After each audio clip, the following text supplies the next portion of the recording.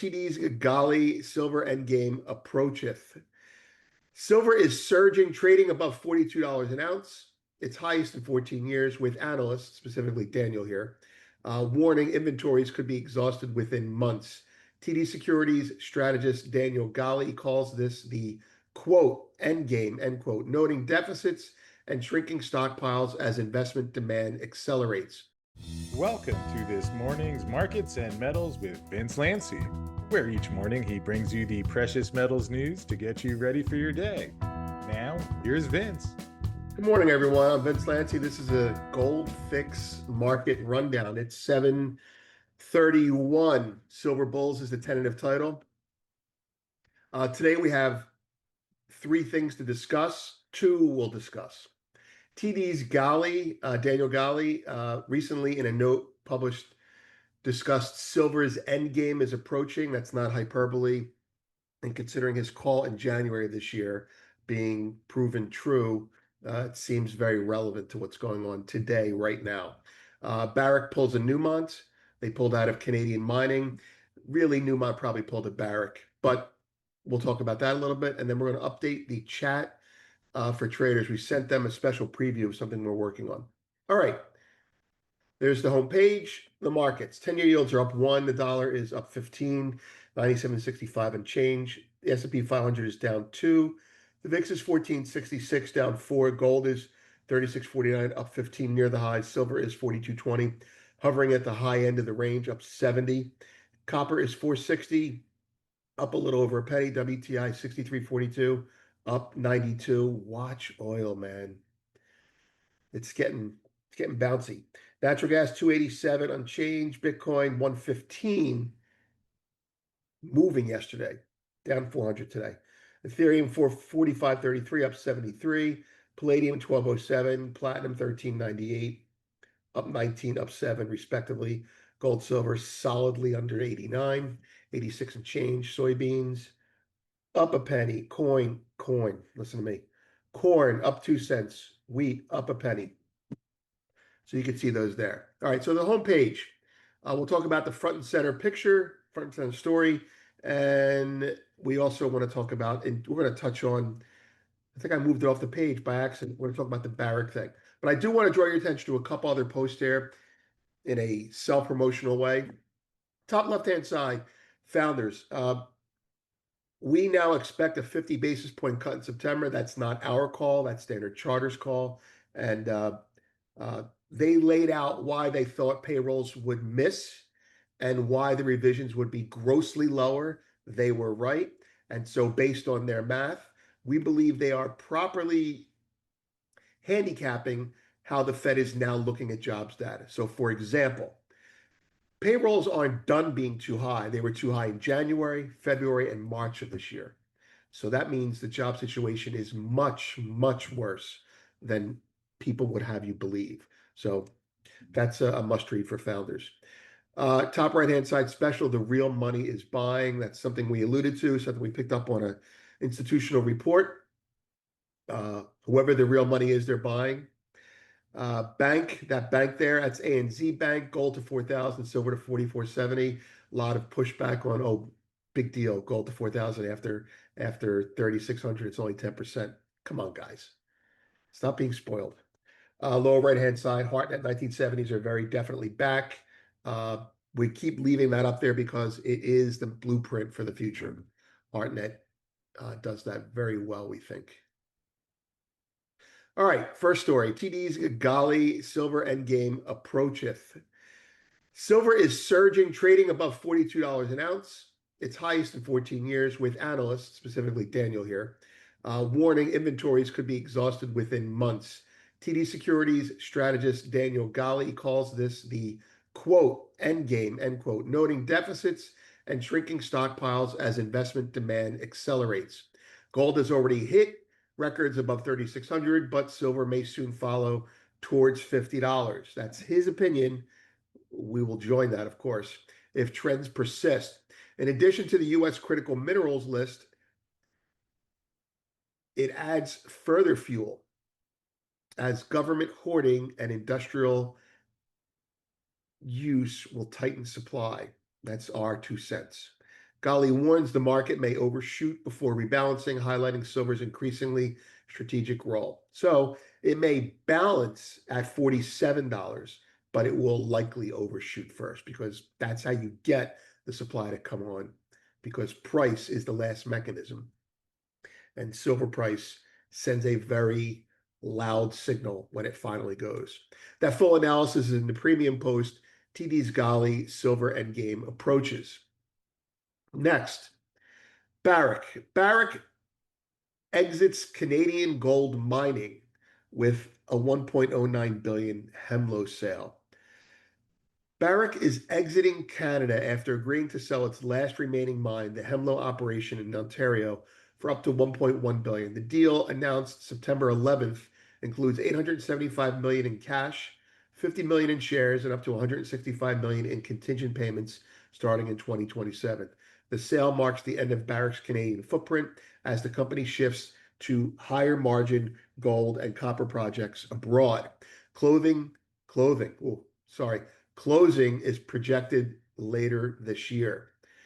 So what's the message here with Barrick and Newmont doing that? The message is to Canada: your costs are too high. Some of those costs are because they're more mature mines, understood.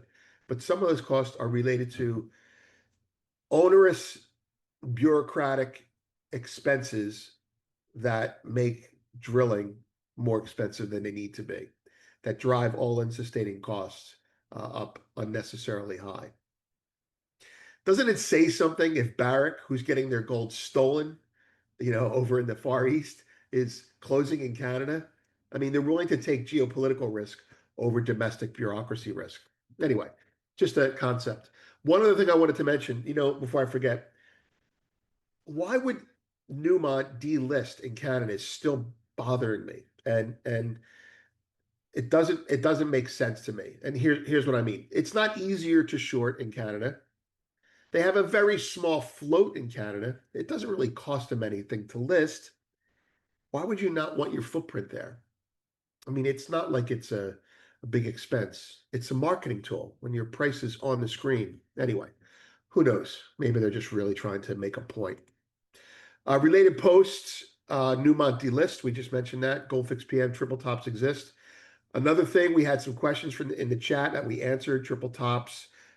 We commented on why we exited Newmont and why we bought First Majestic yesterday. We bought it up 3%, got lucky, and it kept going. So we'll see what happens from here on in. But it's all about silver. It's all about silver being a critical mineral. If you really want one sentence, silver is a critical mineral. Silver go up. That's what we think. David Stockman, who is rumored to be a subscriber to Goldfix, and we are a paying subscriber to his services, has a post out called "Central Planning is the Problem." It's one of the ones he shared publicly, so we popped it up there. Bank Gold to 4,000, we talked about that, and et cetera, et cetera. Moving on. In the chat this morning, we put up another piece. We like to do these. We're smarter in the morning than we are in the afternoon. Let's put it that way. So at least we think we're smarter. So in the morning, we had some thoughts and we spoke them and wrote them out and we shared it with everyone. And while the comments are locked, the opening message there, it's a work in progress, is not locked. And we would suggest you read it if you have stock exposure, especially in AI stocks. And who doesn't? There are parallels that we think are more real than not. And March was a preview of that. And then plus we have the regular chat. Data on deck today, consumer sentiment. But the thing that matters is September 17th, Fed Open Market Committee meeting, the 2-day meeting with projections and price conference. 25 basis points is what's predominantly discounted, at least publicly. Privately, people are moving towards the 50 basis point cut. We just say, with regards to gold and silver and even miners, although I don't think it'll happen to miners, that buy the rumor, sell the news is always in effect on a known event that the market has had time to discount. So doesn't change the long term. It just means that you may, if you're looking for a dip, you may get it on the 17th. If he cuts 50 basis points, don't expect it. If he cuts 25 basis points, yeah, I think we'll get a dip.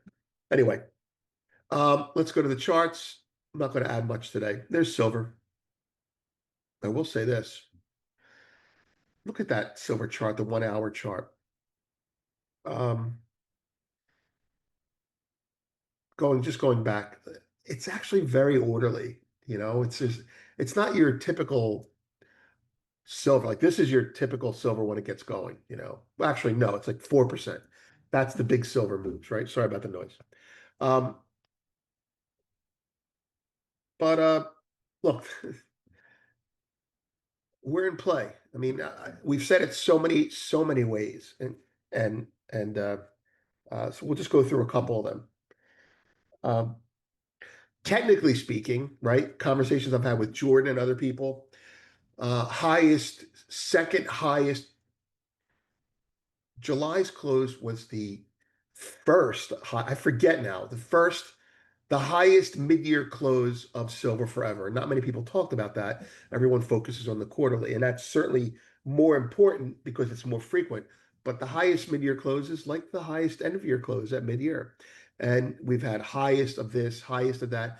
And all that does is it makes big macro funds who have been in since January this year buy more. A new high close, it's on their radar. It's like you have to buy it. It's like the pack of gum at the cash register that the 3-year-old in your arms reaches for. They have to buy it now, or they risk getting fired. I'm not kidding. That's technically. Fundamentally, well, we're in supply deficit, but that's an old story, right? We're in supply deficit. That's an old story. The supply shortage is known, okay? It's when you have the demand that you can't predict that makes people panic. And I think the shorts in silver have been for the last year scrambling, hoping to get retail to puke so they can make 1,000-ounce bars, so they can deliver to COMEX, because silver is a critical mineral. And it has been a critical mineral for years, but now we're admitting it, which is a little bit of a panic. So what I'm saying is when a known supply deficit runs into a unknown demand surge, which is going to be accelerated potentially by a Fed cut, well, you have uncertainty, and uncertainty brings buying. The tariff fear is a trial run. We do not think tariffs will hit on silver. We think tariffs will be hit on silver the other way. They're just going to make it harder for us to get it. Geopolitically, we feel with no evidence except what you and I both see that the BRICS are buying silver more publicly now. In 24, Russia said they were going to start accumulating it. In 25, Bank of America said what would happen if global assets were divested of 1% of treasuries and put it into silver. A lot would happen. There's no silver in central banks to be lent out anymore. And the BRICS are going to buy it. We firmly believe silver will be a key collateral piece in the BRICS successor to M-Trade, BRICS Clear and BRICS Pay going forward. Because if you're a country in the BRICS and you don't have a lot of gold, and you have a lot of silver, silver is going to be your collateral. You're going to say, I'm going to use collateral for my currency, and that's a valid thing to do. So that's it. Technical, fundamental, geopolitical, and macro. Those are the reasons that silver's going up. Pick it. Perfect storm. Just remember, buy the rumor, sell the news as we go into the date. I'm Vince. Have a great day. Well, thank you, Vincent, as always, for this morning's show. Hope you had fun watching it there at home, and certainly exciting times in the gold and silver space.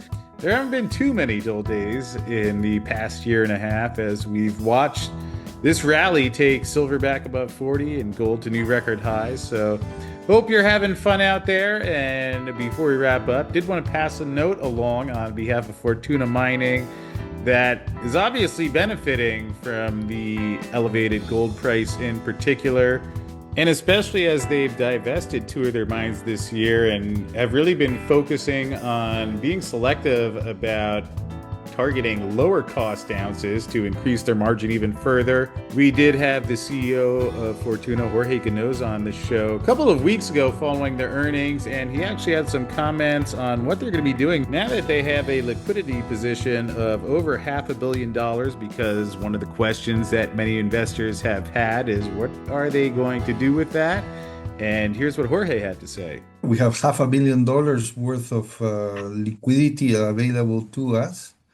And as I explained at the beginning of our talk here, Chris, our priority is organic growth because we control our future there. We have control of our destiny. And that's a luxury. We have the Séguéla expansion and the Diamba Sud project moving nicely forward with good exploration results. We have a construction decision in the horizon next year. So that's our first priority, to deploy capital, because that's where we can deliver the most value to our shareholders, right? Having said that, we're always looking for opportunities, particularly in West Africa and Latin America, but we are chasing value, and I want you to take this. We're chasing value, not ounces. I don't need ounces. Why I don't? Because as I explained, I have the capacity to deliver the ounces organically in Diamba Sud and Séguéla. So that's the cheapest ounces I can give to my shareholders. And if we find a deep value opportunity out there, well, we have also the financial means with that strong balance sheet to pursue it. Well, thank you to Jorge, and hopefully that was helpful to hear, just to give you an idea of what Fortuna is planning in the months and years ahead. Of course, we'll check back in with Jorge soon enough, but certainly it has been a good year for Fortuna Mining and the shareholders. And to hear more from Jorge and catch that last call following the release of the second quarter earnings, well, that one is coming your way now.